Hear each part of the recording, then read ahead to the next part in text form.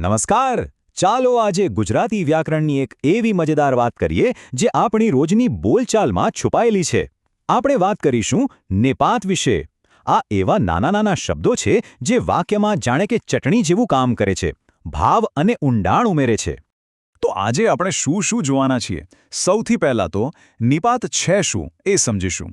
પછી એના 4 મુખ્ય પ્રકારો જોઈશું: ભારવાચક, સીમાવાચક, વિનયવાચક અને લટકણિયા રૂપ. અને છેલ્લે એક જ વાક્યમાં આ બધા કેવી રીતે ફિટ થઈ શકે છે એનું એક જોરદાર ઉદાહરણ પણ જોઈશું. તૈયાર છો? ચાલો ત્યારે.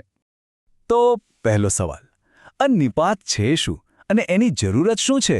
ક્યારેય વિચાર્યું છે કે ભાષા ફક્ત શબ્દોનો સમૂહ નથી, એમાં લાગણીઓ પણ ભળેલી હોય છે. આપણે કોઈ વાત પર ભાર કેવી રીતે આપીએ છીએ, કોઈને માન કેવી રીતે આપીએ છીએ, આ બધું જ મહત્વનું છે. અને આ કામ કરે છે નિપાત. શબ્દો નાના પણ એની અસર બહુ મોટી. ચાલો એક ઉદાહરણથી સમજીએ. અહીં જુઓ, ડાબી બાજુ એક સાદું વાક્ય છે. તેમનો મુખ્ય ધ્યેય લોકોની સેવા હતી. સીધી વાત. હવે જમણી બાજુ જુઓ, ફક્ત એક અક્ષર જ ઉમેરાયો છે. તેમનો મુખ્ય ધ્યેય લોકોની સેવા જ હતી. જોયું? ખાલી એક જ ઉમેરવાથી આખા વાક્યનો વજન જ બદલાઈ ગયો. એમાં એક નિશ્ચિતતા આવી ગઈ. આ જ છે તે નિપાતનો પાવર. તો પછી નિપાતની વ્યાખ્યા શું? સાવ સહેલી ભાષામાં કહીએ તો નિપાત એટલે વાક્યના મસાલા. એવા શબ્દો જેને તમે વાક્યમાંથી કાઢી નાખો તો પણ વાક્યનો મૂળ અર્થ તો બરાબર જ રહે, પણ એમાં જે ભાવ હતો, જે વજન હતો, એ જતો રહે. એના વગર વાક્ય સાચું તો છે પણ ફીકું લાગે. તો ચાલો હવે નિપાતના પહેલા પ્રકારને નજીકથી ઓળખીએ. ભારવાચક નિપાત.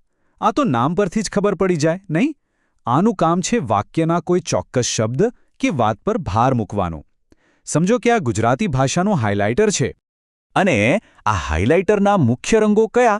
એ છે જ, તો, પણ, ય અને શુદ્ધા. જ્યારે પણ વાક્યમાં આમાંથી કોઈ શબ્દ દેખાય એટલે સમજી જવાનું કે અહીંયા કોઈ વાતને ખાસ જોર દઈને કહેવામાં આવી રહી છે. આ વાક્ય જુઓ. છકડો જકાત નાકે જ ઊભો રહી જાય છે. અહીં જ પર ફોકસ કરો. એ શું કહે છે? એ કહે છે કે છકડો બરાબર જકાત નાકા પર જ ઊભો રહે છે. 2 ફૂટ આગળ પણ નહીં, 2 ફૂટ પાછળ પણ નહીં, એક્ઝેક્ટ એ જ જગ્યાએ. આ જ કાઢી નાખો તો પણ વાક્ય તો સાચું જ છે, પણ પેલી ચોકસાઈ અને ભાર ગાયબ થઈ જાય છે. સરસ. હવે આગળ વધીએ બીજા પ્રકાર તરફ. સીમાવાચક નિપાત. આ પણ નામ પ્રમાણે જ કામ કરે છે. એ વાક્યમાં એક સીમા, એક લિમિટ, એક બાઉન્ડ્રી નક્કી કરે છે. આ સીમા બાંધવા માટેના શબ્દો છે ફક્ત, માત્ર, કેવળ, તદ્દન, સાવ અને છેક. આ બધા શબ્દોનો મતલબ એવો થાય છે કે બસ આટલું જ અથવા ફક્ત આ જ, એનાથી વધારે કંઈ નહીં. ઉદાહરણ તરીકે, ફક્ત 10 મિનિટમાં અમે ઘરે પહોંચી ગયા. અહીંયા ફક્ત શબ્દ સમય પર એક મર્યાદા મૂકી દે છે. 9 મિનિટ પણ નહીં, 11 મિનિટ પણ નહીં, બરાબર 10 જ મિનિટ. એ વાતને એકદમ સ્પષ્ટ અને ચોક્કસ બનાવી દે છે. ઓકે, હવે આવે છે ત્રીજો પ્રકાર. અને સાચું કહું તો આ ઓળખવામાં સૌથી સહેલો છે. વિનયવાચક નિપાત.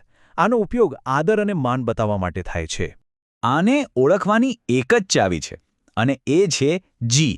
બસ, બીજું કંઈ યાદ રાખવાની જરૂર જ નથી. હા, ખરેખર આટલું જ સરળ છે. કોઈ વ્યક્તિના નામ કે એમના પદની પાછળ જી લગાવી દો એટલે વાક્યમાં વિનય અને સન્માનનો ભાવ આપોઆપ ઉમેરાઈ જાય છે. જેમ કે આ વાક્યમાં ગુરુજીના દર્શનથી બધા દુઃખો જતા રહ્યા. અહીં ગુરુ શબ્દ પાછળ જી લગાડવાથી એમના પ્રત્યેનો જે આદરભાવ છે એ સ્પષ્ટ રીતે દેખાઈ આવે છે. સિમ્પલ. અને હવે આપણે પહોંચ્યા છે ચોથા અને છેલ્લા પ્રકાર પર, લટકણિયા રૂપ નિપાત. આનું નામ જ કેટલું મજેદાર છે, નહીં?